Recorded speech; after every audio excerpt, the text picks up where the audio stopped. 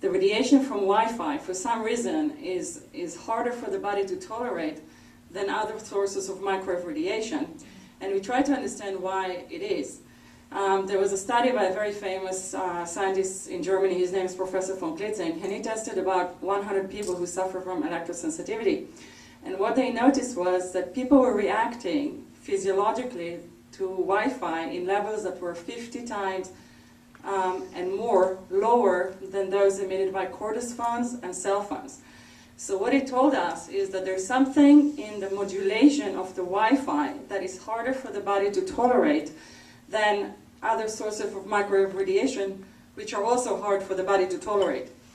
And the explanation he came with, and it's actually, we use it in an affidavit in the Supreme Court, was one of the things that the Wi-Fi does. I'll explain. If you look at your cell phone, it tells you there's like, right now there are 10 Wi-Fi networks available.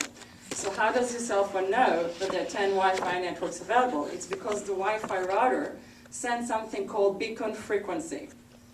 And the beacon frequency essentially tells your cell phones, your computers, I'm here, does anyone need me? And that beacon frequency seems to be transmitting a 10 hertz frequency. Now, our brain, the alpha brain waves, work at the frequencies which are between 8 to 13 hertz. Now, if you know anything about electronic war, you know that if you have two antennas transmitting on the same frequency, there will be interferences. So if the Wi-Fi router transmits on 10 hertz and your brain works on 10 hertz, there will be effects. And we see it in our case. We brought into the Supreme Court evidence of over 200 sick children in only 6 schools that we checked. And we didn't even check them thoroughly. And the symptoms that were most common were the cognitive symptoms, and I can attest it to myself. Different types of radiation affect me differently. When I'm in a Wi-Fi environment, one of the strongest effects that I have, it's cognitive effect, was when I got sick and my ex-husband talked to me, I could not understand what he was saying. I had parents contacting me because their children, who were actually gifted children, suddenly the teacher would call them and say, your child cannot follow up what's going on in the class. So there were very strong cognitive effects. Now, I don't know if that would explain it, but that could be one of the explanations. And there are actually a lot of studies that show that the 10 hertz frequency is especially difficult for humans, and that would explain it considering our alpha brainwaves work on the same frequency. Now, there are other things with the Wi-Fi that might be a problem.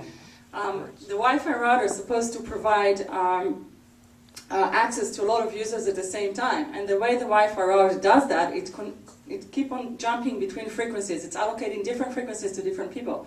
So there's constantly a lot of frequencies that are going on there.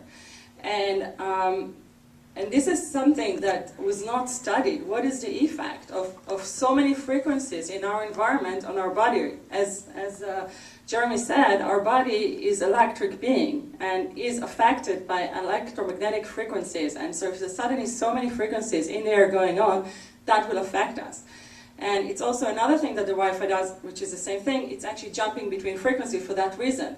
And that creates another pulsing effect because your nervous system constantly feels things that are changing. And anything that is changing is more difficult for the nervous system to tolerate.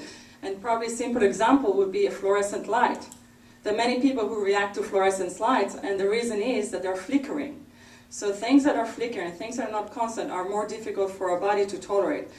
Those are some of the reasons why Wi-Fi seems to be more of a problem, and that's why we're seeing an epidemic of sickness in children in schools: headaches, nauseousness, vomiting, cognitive problem, anxiety, children coming back from school, like, not tired, it's beyond tiredness, it's sort of an exhaustion. We see children with noise sensitivity. This is one of the most common symptoms we found amongst those children is noise sensitivity. They just cannot tolerate noise. So there's, and you see it everywhere. And a lot of parents are dismissing it. Oh, it's normal, but it's not. And we had schools, it was really interesting. We had a few schools that suddenly one mother put a notice to the other parents, my child has been having these symptoms for the past 3-4 months, headaches, nauseousness, stomach aches, whatever. Within minutes, We had 2 schools like that. 70 children from 3 classes said the same thing about their children. So, and we could correlate it to change in the radiation in those classes. We had a school with 3 classes where they added a second router in the class. 5 children fainted in 2 weeks, and 77 children suffered symptoms. So this is going on every